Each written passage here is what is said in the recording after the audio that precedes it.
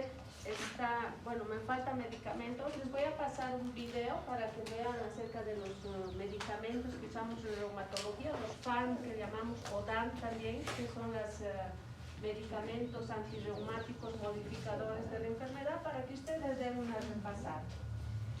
El tema de hoy es acerca del reumatismo de partes blandas y lo que es la fibromialgia. No sé si han escuchado hablar de esta enfermedad. Y vamos a ver que el reumatismo de partes blandas, como su mismo nombre está diciendo, partes blandas, son reumatismos que van a afectar de una manera extraarticular, no en la articulación, sino aquellos que están componiendo la articulación. ¿Una articulación de qué se compone? Músculo. Músculos. Hueso. La parte de la articulación, los huesos, ¿no es cierto? ¿Pero qué une a estos huesos? Tendones. Tendones, músculos, ligamentos, la membrana, la cápsula, todo aquello que va a ir ayudando a que uno pueda movilizar esa articulación. Cartílagos, todo aquello que va a estar alrededor de cada articulación. ¿Han escuchado sobre las bursitis? Sí. Entonces, de acuerdo donde estén ubicadas, van a ir recibiendo su nombre. Aquí tenemos lo que va a ser generalmente son dolores musculares que van a estar afectando a las partes blandas o reumatismo extraarticular. ¿Puede seguir poniendo? Aquí tenemos en algunas ocasiones es generalizado todo el cuerpo, como es la fibromialgia. Estas son las tres gracias que les llaman, y estas no son lunares, por si acaso, sino puntos dolorosos que se ha ido estudiando, así como vemos en este caso, son como flechas, como indica el paciente, que se va a sentir. Eso es en la fibromialgia, pero también pueden ser puntos que son localizados en un área. Entonces, estos cuadros clínicos dolorosos afectan a los tejidos que están fuera de la articulación. La siguiente. Tenemos cuáles serían las causas. Puedes poner traumatismos o eventos repetitivos, como por ejemplo caídas, el uso repetitivo de una articulación, por ejemplo los que pintan, los deportistas que realizan movimientos repetitivos, es el sobreuso que se le da a la articulación. Y también puede ser secundaria a algunas enfermedades inflamatorias, como la artritis reumatoidea y lupus, pueden estar asociados a estos reumatismos que van de partes blandas.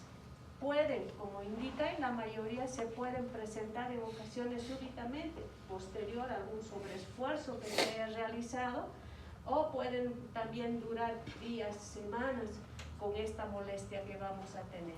Y los accidentes, como estamos viendo, deportivos, son los que más sufren estos problemas o estas lesiones que se van a presentar. Ya lo han dicho ustedes. ¿Cuáles son puedes aumentar cuáles son estas estructuras extraarticulares? Hemos visto que son estos, por una articulación, son los extremos óseos, que tienen para su movilización al cartílago. Tenemos el músculo, que cuando va a terminar en una porción delgada es el tendón. Y el punto de inserción del tendón en el hueso, ¿cómo se denomina? Entesis. Muy bien. Si hubiera inflamación, entesitis. ¿No es cierto? No es difícil. Si hubiera inflamación en el tendón, tendinitis. No hay dónde perdernos. Después están los ligamentos, las bursas, las bolsitas que están alrededor de las articulaciones, que tienen su función de amortiguar, ayudar en el movimiento y en el roce de la articulación. La siguiente. ¿Cómo la clasificamos a este reumatismo de parte extraarticular o de partes blandas? Gracias. De una manera difusa, ya hemos visto, ¿no es cierto?, que es generalizado. Difuso quiere decir que se extiende más. Entonces está la fibromialgia. Y también está el síndrome de fatiga crónica, que es similar a la fibromialgia, pero en un caso muy extremo. Que si la fibromialgia tiene dolores que van a mejorar con el tratamiento, el síndrome de fatiga crónica son mucho más severos, afectan con mayor disminución de fuerza en el paciente. Vamos a ver después. Regionalizados, que van a abarcar una región anatómica del cuerpo. Así, por ejemplo, tenemos el síndrome del túnel carpiano. Es una región anatómica que está en la región de la muñeca, justamente por el canal del carpio. Síndromes miofaciales, una región también muscular que puede abarcar en diferentes áreas. Y localizado cuando es un punto exacto del dolor. Un punto, por ejemplo, las tendinitis, las bursitis, que están justamente, ustedes hacen la presión y el dolor se dispara con un punto gatillo. Las tendinitis, ¿puedes dar la siguiente? Una de ellas que vamos a ver, que ustedes ya van a ir recordando, es puro nombres aquí y más las maniobras que se realizan. Recuerdan al dolor que tiene el paciente en el codo, son los músculos en este caso, los extensores que van y se van a insertar hacia el codo. Y hay un lugar donde si ustedes ven, se está tocando a nivel del epicóndilo, y ahí es donde se van a insertar estos músculos, los tendones, y despierta un dolor intenso. Entonces se denomina la epicondilitis o codo de tenista, por la forma. No es que el paciente juegue, no, yo nunca he jugado, dice a veces tiene el codo de tenista, pero yo nunca he jugado. No nos referimos a eso, sino con el término que se le conoce por las maniobras que realiza. La siguiente. Ya se hace el punto, el paciente dice tengo mucho dolor, molestia, y también se le puede recetar después una coderita. ¿Para qué? Porque va a ayudar a fijar justamente la parte de la inserción y va a hacer, justo con el movimiento, va a evitar el dolor. Perdón. Y el tratamiento no es que juguemos al punto al blanco, sino es una manera que nos está indicando que donde vayamos a colocar o infiltrar la mayoría del tratamiento en este reumatismo de partes blandas es colocar un antiinflamatorio local, que se utiliza lidocaína y un antiinflamatorio que es un corticoide, que en mínima dosis va a desinflamar esa región. Entonces tiene que ser en el punto exacto del dolor para que al paciente le alivie. Y también usar antiinflamatorios y también las coderitas que van a ayudar a evitar justamente el movimiento. Tenemos esta otra, recuerden, esta es la parte interna, porque es así, ¿no es cierto? Entonces, en la parte interna estaríamos hablando aquí a la parte donde van a venir los músculos flexores, se van a insertar justo a ese nivel. Entonces, el dolor que el paciente va a tener en el codo, en la parte interna, hacia la región de la epitróclea, se conoce como epitrocleitis o codo de golfista, por la postura que está realizando el paciente. La otra es más común que esta otra epitrocleitis.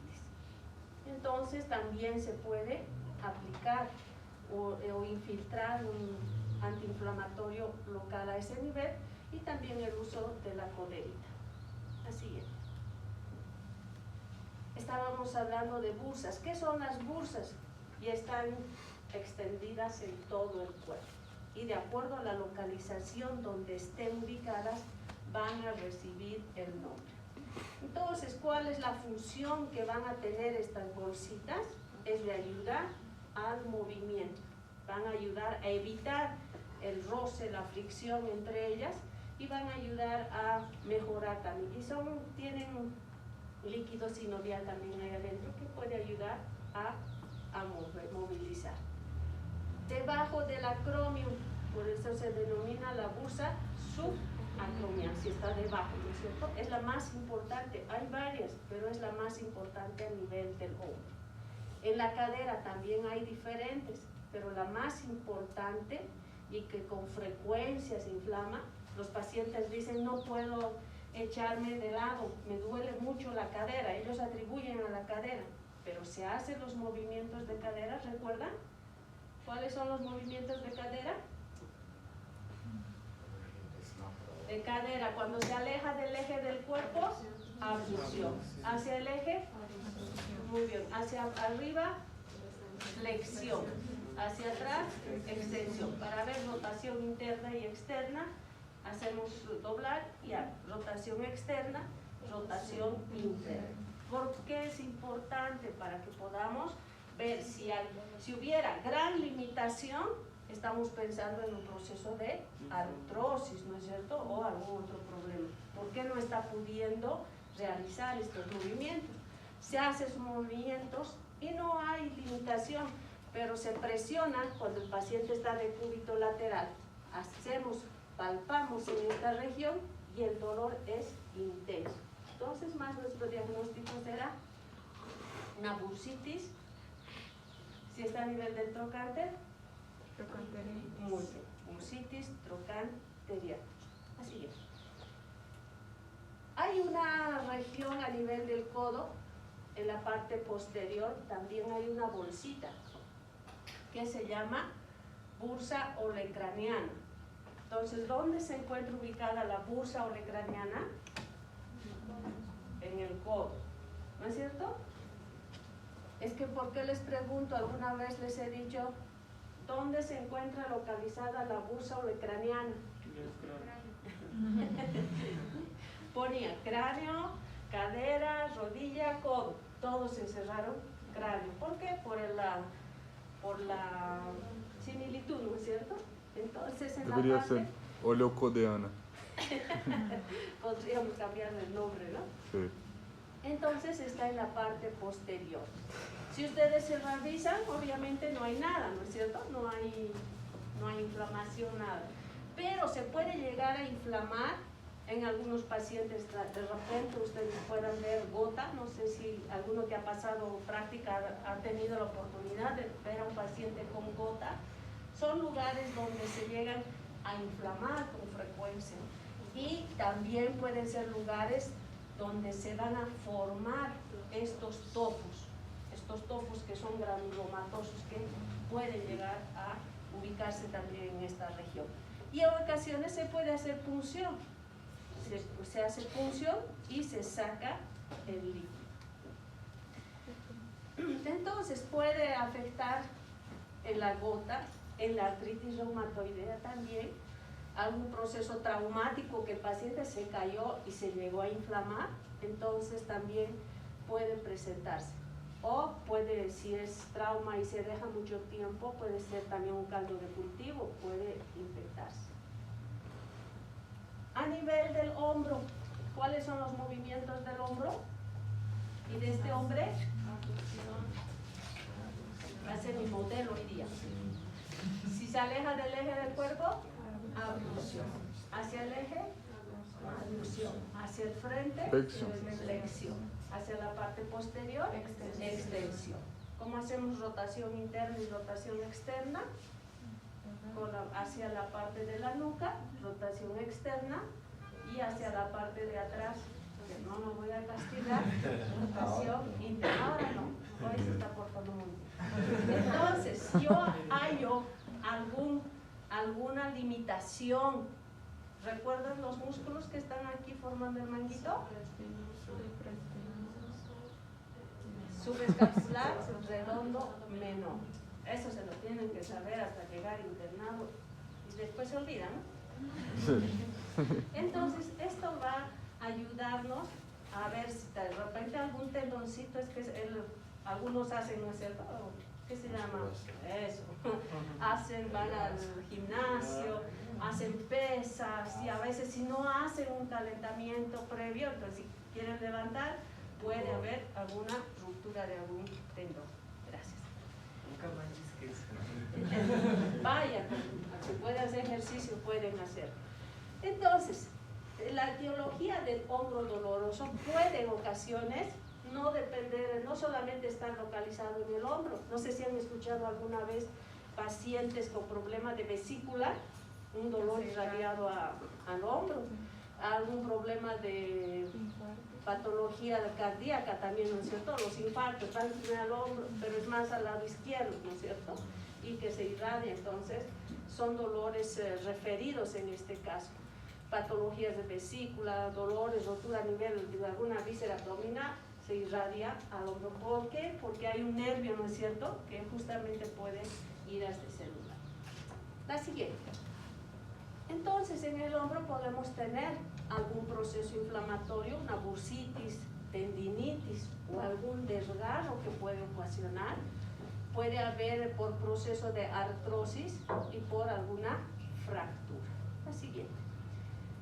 Es raro, pero en alguna ocasión se ha visto, ustedes ven aquí dirían, ay, se ha visto como una fractura, ¿no es cierto? Porque se va viendo este lugar, pero es una calcificación que puede deberse al hiperparatiroidismo, que retiene más calcio, ¿no es cierto? Entonces puede formar cálculos y en ocasiones provocar un intenso dolor porque justamente al mover a esta región va a irritar al músculo.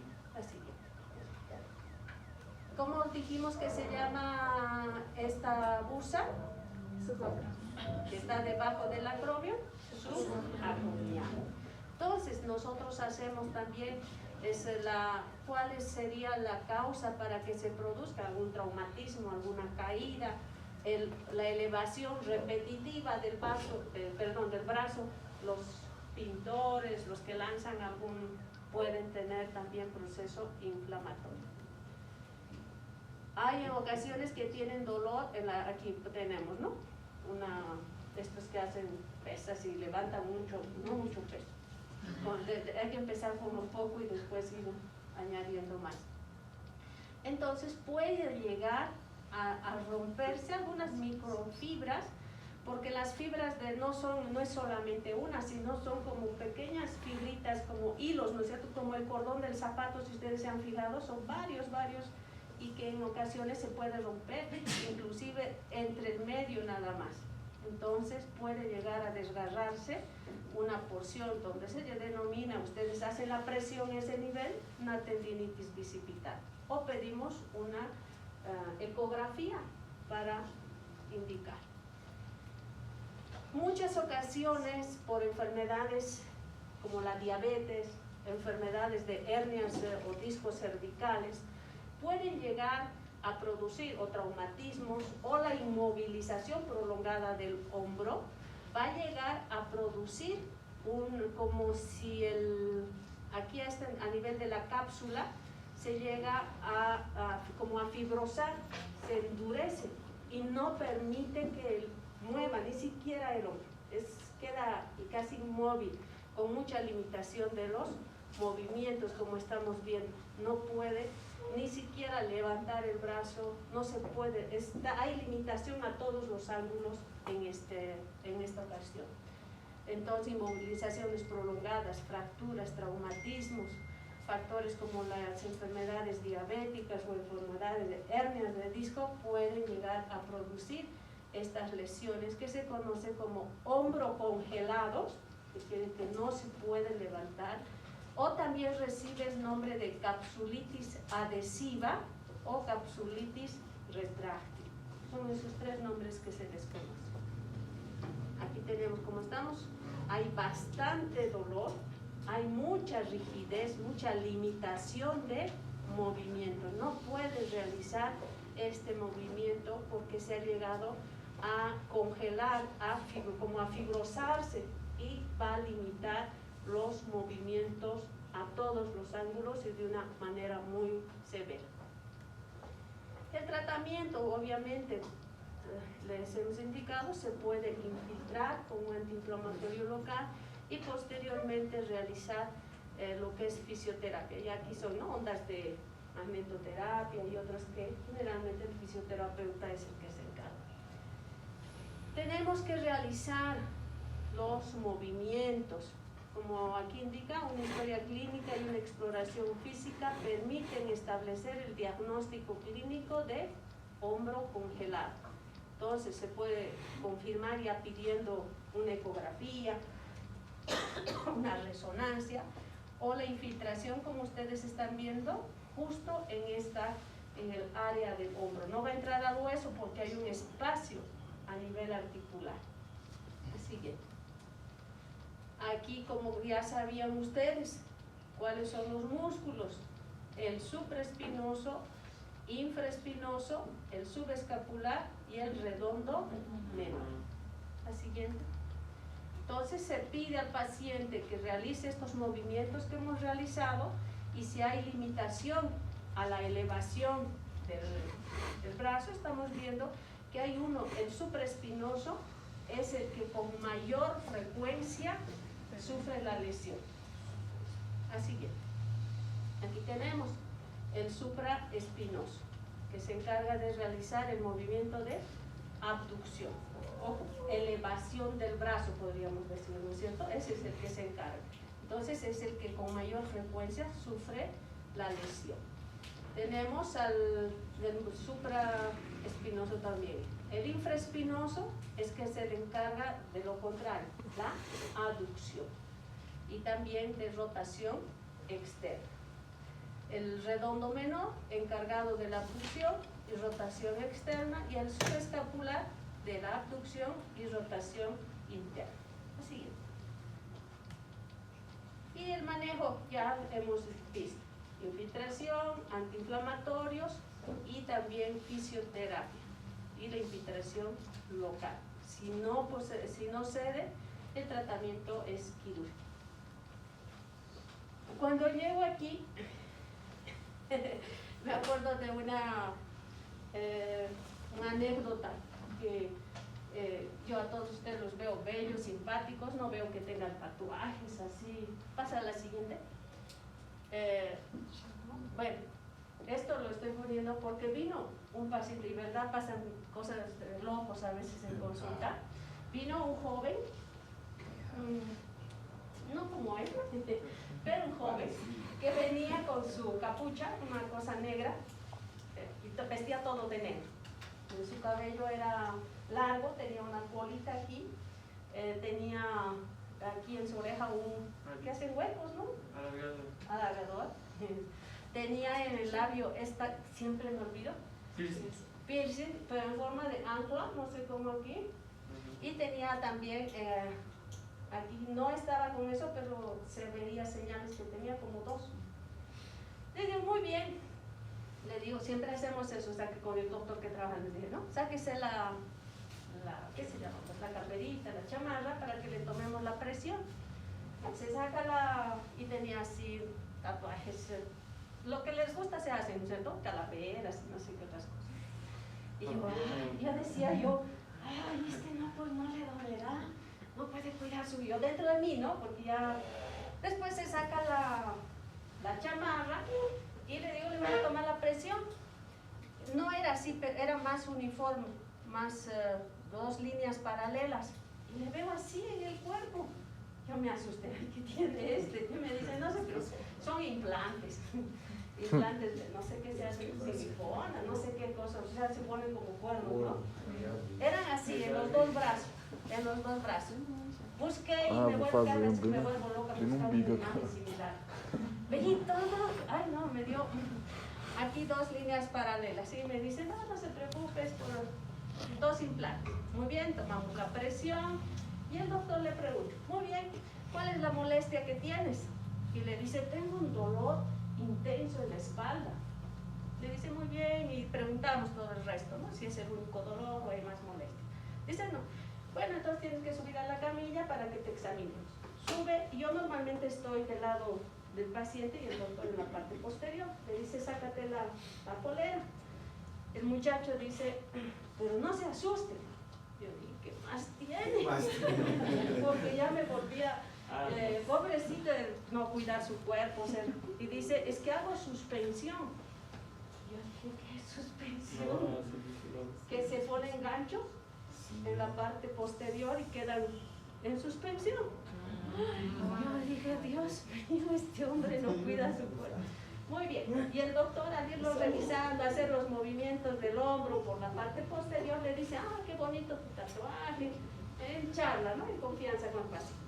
Y yo dentro mío, ¿qué? Ay, que si viendo a su madre, y yo hablando dentro de mí. Y cuando dijo, ay, tengo más, ¿qué más tienes? Y ahí el doctor me dice así, con así guiño, ¿no?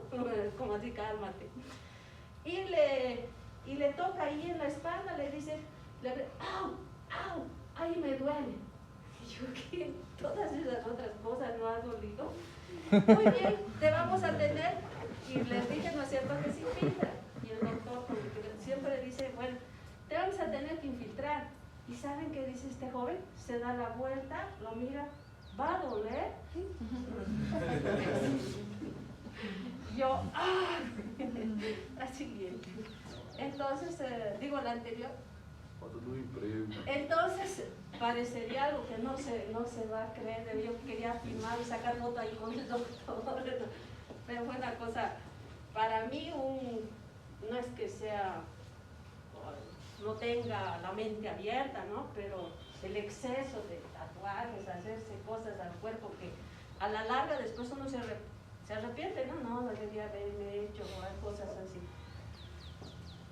Entonces, estos dolores regionalizados abarcan una región muscular. Entonces, posturas, el sobreuso, traumas, las malas posturas también provocan dolores.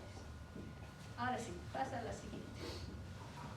A nivel de la muñeca, alguna vez, no sé si a ustedes les ha salido como un pequeño ganglioncito ahí.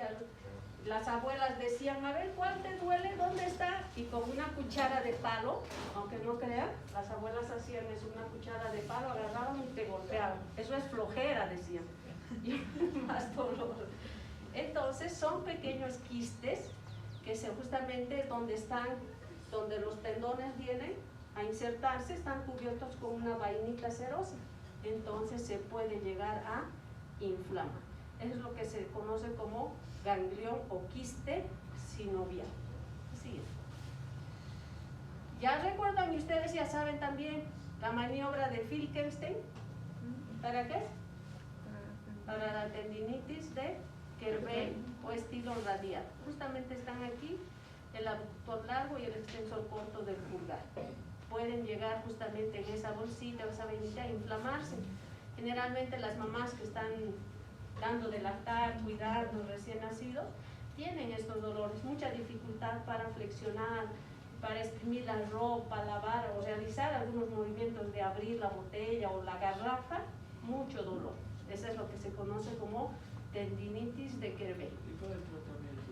Igual, infiltración y el uso de muñequeras. Bien, ¿por qué usamos muñequeras y movilizamos? ¿Por qué las fracturas o se las van a enyesar? Para evitar el movimiento y se le da tiempo a que cicatrice y regenere. Lo mismo en estas lesiones. El sobreuso que sigue haciendo no permite que se desinflame, entonces un poquito de reposo se va a dar ese lugar. Filkenstein, la maniobra que hace el pulgar adentro, el puño y hiperextendemos, despierta un dolor intenso en el punto de inserción. El tratamiento, inmovilizar con férula, como estamos viendo, se le da antiinflamatorios o la infiltración con corticoide en esa región que le va a aliviar bastante. La siguiente. Tenemos, yo le llamo el de Spider-Man, una tendinitis metacarpofalángica. ¿Saben qué es MCF, no es cierto? Metacarpofalángica, porque en los exámenes me preguntan qué es IFD, interfalange, distal, IFP, lo que hablamos en clase es lo que habré. Entonces, recubren aquí las vainas de los tendones, de los músculos flexores de los dedos, entonces puede llegar a inflamarse y el tendón queda, retrae el dedo y el dedo queda ahí trancado. Tiene que hacer esfuerzo para que vuelva a su lugar. Dedo en resorte o en gatillo es que se conoce. Miren, ahí se hace una punción justamente en el lugar. Entonces queda la inflamación en esa región. La siguiente. En muchas ocasiones hemos visto la enfermedad de Dupuytren, no sé si han escuchado. son justamente una afección que va a afectar a la aponeurosis palmar. Se retrae y al retraerse provoca estas engrosamiento y va jalando, va retrayendo especialmente estos dos dedos, el meñique y el anular, y se ve así tenso como estamos observando. Más en pacientes con diabetes, pacientes con epilepsia, se ha visto estos casos. Miren, no sé si pueden observar la retracción que presenta. Entonces, en ocasiones puede hacerse un poco de fisioterapia o se llega a una fasciotomía palmar, cirugía. Así que, miren, no sé si pueden observar como si fuera una quemadura también, ¿no? Una cicatriz que deja esa parte fibrosa de estas regiones. A eso es lo que se llama el síndrome o la enfermedad, perdón, de Dupuytren. Esta ya la saben ustedes, que es el síndrome del túnel carpiano. Vaya, ya los voy a dejar entonces. Por favor, doctor. Ya hemos lista y ya nos vamos.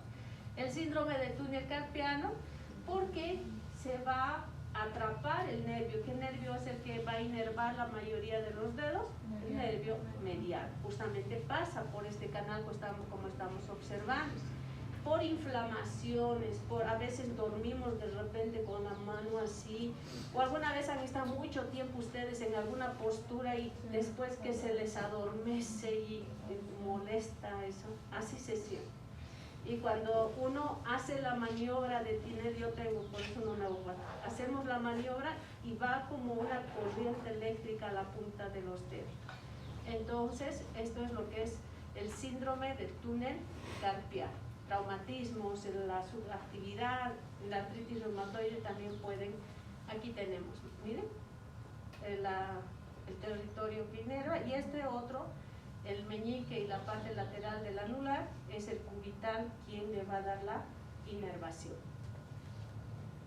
La maniobra de Tinel y también de Vale o del rezador invertido es la que son las maniobras. Y se hace una infiltración y también el uso de férulas. Así, y hasta ahí quedaremos entonces, porque muchos tienen